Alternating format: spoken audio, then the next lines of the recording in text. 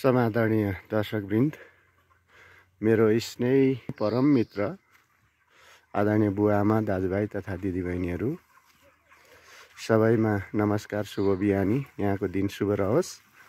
अहिले मेलम्ची नगरपालिका ward number 5 मा पेशागत रूपमा काम गर्दै आउनुभएका साथीहरूको विगत 3 वर्षदेखि हामीले अभियान चलाउँदै आएको र त्यसमा समाहित हुनुभएका साथीहरूको भिडियो बनाउने क्रममा म आज पनि आइसकेको छु। दिपेन्द्र भाइको कुखुरा फर्ममा आइपुगेको छु। दिपेन्द्र भाइको कुखुरा फर्म देख्न सक्नुहुन्छ। दिपेन्द्र भाइले यस्तो दुःख गरेर कुखुरा फर्म चलाउनु भएको छ।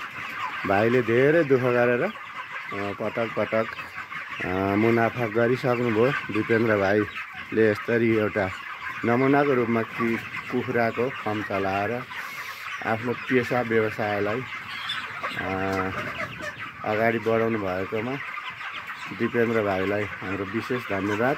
सबै साथीहरूले यसै गरी कुनै न कुनै पेसा गरौँ। हामीले गाउँ वृद्धाश्रम भयो, युवाहरू सबै विदेश, त्यो कारणले गर्दा गाउँमा बुढाबुढी मात्रै हुने भएकोले गाउँमा नै पेसा गरौँ। विदेशमा बगाउने पसिना नेपालमै पनि बगाइयो भने केही हुन्छ भनेर।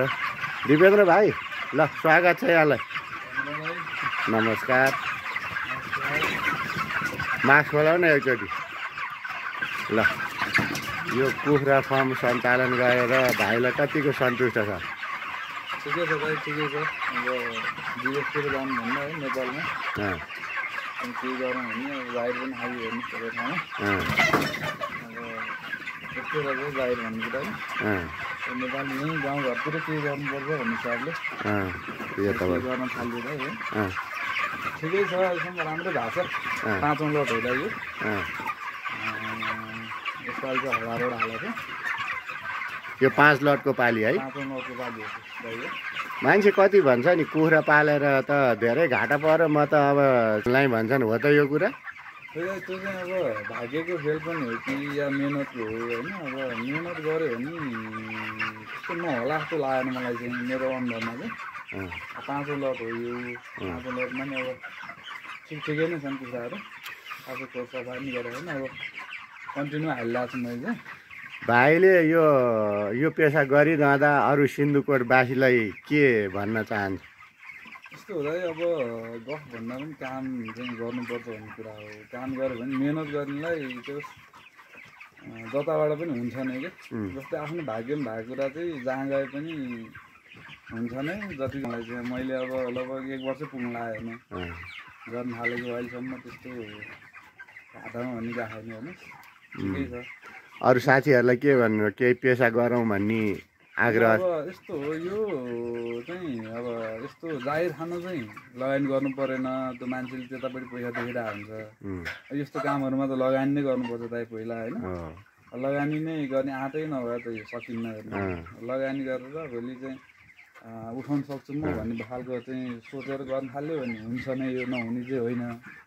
जस पहिलो कुरा त लगानी नै हो। लगानी नै गर्न डराउँछ कि हामी। पहिलो कुरा गऱ्यो भने हुन्छ। अब धेरै ठाउँतिर चाहिँ गरेको हामी पनि त्यही देखेरै गरेको हेर्नुहोस्। हामी पनि जानेर अनुभव गरेर होइन।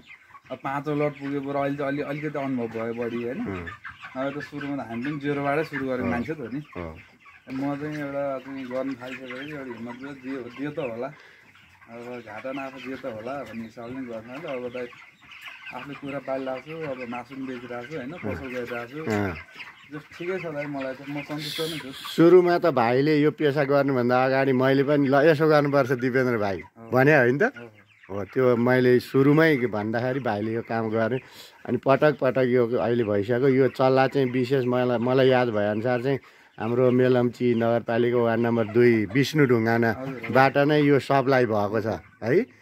उहाँलाई पनि विशेष धन्यवाद। भाइले यो सेवा यो चाहिँ आफ्नो कार्य गरेको मेरो विशेष सपोर्ट पनि छ, माया छ, धन्यवाद छ। यस्तै गरी सबै साथीहरूले गर्नु र यो जाडोको याममा चाहिँ कुखुरा व्यवसायीहरूले चाहिँ अलिकति ध्यान पुर्याउनु पर्ने हुन्छ। अब यसमा रानीखेत भन्ने भ्याक्सिन हुन्छ, कक्सिडियोसिस भन्ने हुन्छ, अनि त्यस पछाडि अर्को चाहिँ विभिन्न भ्याक्सिनहरू हुन्छ नि, ती भ्याक्सिन लगाउनु होला। अनि चिसोमा चाहिँ यो कसरी यसलाई तातो पार्ने भनेर दिनुपर्ने हुन्छ र यसको हावा छिर्ने यो चाहिँ वातावरण मौसम अनुसार चाहिँ यसको ठाउँलाई व्यवस्थापन गर्नुपर्छ। सबै व्यवसायीहरूले त्यसमा ध्यान पुर्याउने होला। अनि लाएको चप्पल जुत्ताहरू त्यो जाने ठाउँमा बाहिरै चाहिँ हामीले अलिकति प्रशोधन गरेर चुन छर्केर जानुपर्ने हुन्छ। बाहिरैदेखि नै भित्र प्रयोग गर्ने भित्र नै, बाहिर प्रयोग गर्ने बाहिर नै। यसलाई तातो चिसो मिलाउनु पर्छ। त्यो विशेष मेरो कुखुरा व्यवसायीहरूलाई अनुरोधका साथै मेरो प्रिय दिपेन्द्र भाइलाई यो पेसा गरिदिएकोमा मेरो चाहिँ मुरी धन्यवाद। र सबै युवाहरूले कुनै न कुनै पेसा यसै गरेर यो वृद्धाश्रम भएको नेपाललाई चाहिँ पक्कै पनि गाउँमै बसेर गाउँ फर्किनुपर्छ भन्ने यो मेरो 3 वर्षको अभियानमा केही साथीहरूले सिन्धुकोटमा गर्नुभएको छ। मलाई खुसी लागेको छ।